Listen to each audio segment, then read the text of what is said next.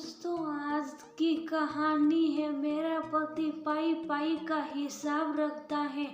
दोस्तों, कहानी शुरू करने से पहले अगर आपने चैनल को सब्सक्राइब नहीं किया हो तो कर लीजिए ताकि आपके पास पहुंच सके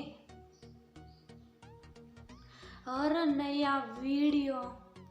रागिनी मैम, आज तो पार्टी बनती है, चले कब शाही समोसा हो जाए। ऑफिस यूनिट की सभी लड़के लड़कियों ने जोर देते हुए कहा, नहीं यार आज नहीं, फिर कभी, आज मुझे जल्दी घर जाना, देर हो गई तो बच्चे परेशान हो जाएंगे। बोल बाथरूम चली गई। आज रागिनी को इंक्रीमेंट मिला है, उसकी सैलरी बढ़ गई है, जिसकी खुशी में साथ में काम करने वाले लोग एक शाही समोसा पार्टी मांग रहे, मगर रागिनी बहाना बनाकर ना कर देती है। पीछे से एक साथी रितिका बोली, मैडम पागल बना रही है, इनका पति इनकी पाई पाई का हिसाब रखता, कहाँ खर्च किया, कितना क्या सब ध्यान रखता, बेचारी को लेने छोड़ने भी खुद ही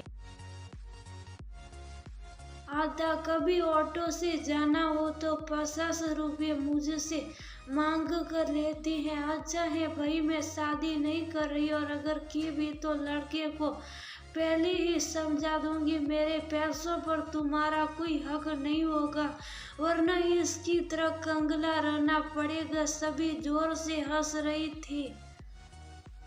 रागिनी वॉशरूम से हाथ धोकर आई तो अपनी रह गई। ऑफिस में उसके पीछे इस तरह की बात की जाती है। दिन रात इतनी मेहनत करने के बाद भी, घर और ऑफिस को अच्छे से संभालने के बावजूद भी वह कमजोर महिला है। वह अपने पति के न सही, क्या वह अपने खुद के कमाए पैसों का कुछ हिस्सा खुद पर खर्च नहीं कर सकती? क्या इसे आत्मनिर्भर नारी कहते हैं या अबला नारी? 2 दिन बाद उसी ऑफिस में काम करती मोहिनी रागिनी के पास आकर बोली, ऑफिस के बाद तो मेरे साथ शॉपिंग पर चलोगी? महिमा है ना, उसका जन्मदिन है, उसने सभी को पार्टी में बुलाया है, तो सोच रही थी अच्छे एम्पोरियम में कुर्ती ले लूं, तुम्हारा घर उसी तरफ है, चलो हम साथ ही चलते। रागिनी ने सर हिलाकर हामी भर दी। ऑफिस के बाद दोनों साथ निकली, एम्पोरियम पहुंची। कुर्तियां देखने के बाद मोहिनी बोली, तुम क्या गिफ्ट कर रही हो? महिमा को पार्टी में नहीं जा रही, सपाट से उधर नहीं जा रही का क्या मतलब है? तुम्हारा तो हर बार का ही नाटक रहता है, कभी बच्चा बीमार, कभी पति घर पर नहीं, कभी तुम्हारा सर दर्द, खाना बनाना है, देर हो रही, मेहमान आए, वगैरह वगैरह। ऐसे थोड़ी ना चलता, हम सब एक ही ऑफिस में काम करते, एक दूसरे से बातचीत तो मिलना जुलना तो करना ही पड़ता। तुम्हें पता है पीठ पीछे सब तुम्हारे बारे में कितनी बातें बनाते हैं, कहते तुम उनकी पार्टी में इसीलिए नहीं जाना चाहती क्योंकि तुम्हें खर्चा करना पड़ेगा, मगर तुम तो इतना कमाती हो, थोड़ा बहुत खर्च करने में क्या हर्ज है? बिना सोचे समझे मोहिनी बोलती गई।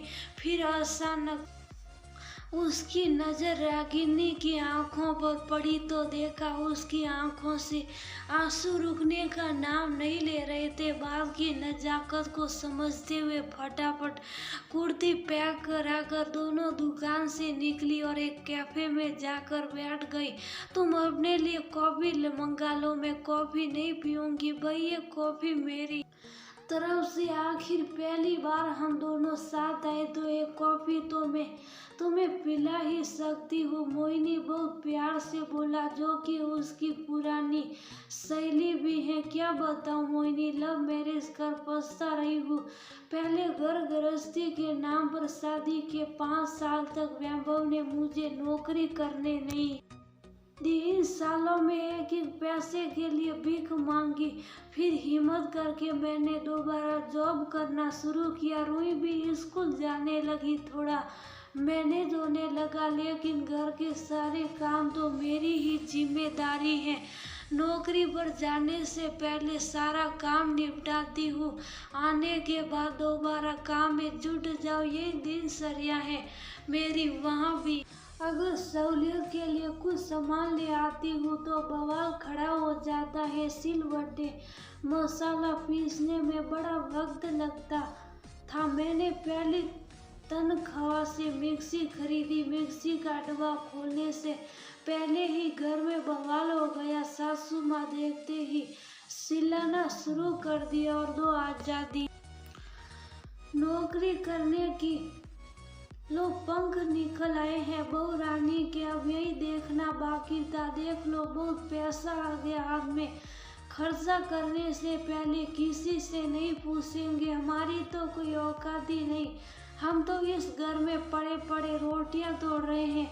बहू रानी मालकिन बन गए। बस करो माँ, ऐसा कुछ भी नहीं है। अपनी माँ की बात सुन वैभव गुस्से से आग बबूला हो गया और बोला, कुछ भी खरीदने से पहले मुझसे पूछ नहीं सकती थी। वैभव सुबह शाम ताजा मसाला पीसना पड़ता, चटनी बनाती होती। हाथ से कब तक करूँगी, ऑफिस से लौट कर इतना समय नहीं मिलता। माँ जी को तरह तरह की चटनी ना मिले तो नाराज हो जाती, इसलिए सोचा मिक्सी की मदद से फटाफट पीस लिया करूँगी। और फिर ये मिक्सी कोई मैंने खुद के लिए थोड़ी ना खरीदी है, खाना तो पूरे परिवार के लिए बनाती हूँ, तो ये मिक्सी भी पूरे परिवार के लिए आई है। बस करो सफाई देना, तुमसे क्या का पैसा खर्च करने से पहले एक बार पूछती, जब मैं इजाजत देता तब खर्च करती।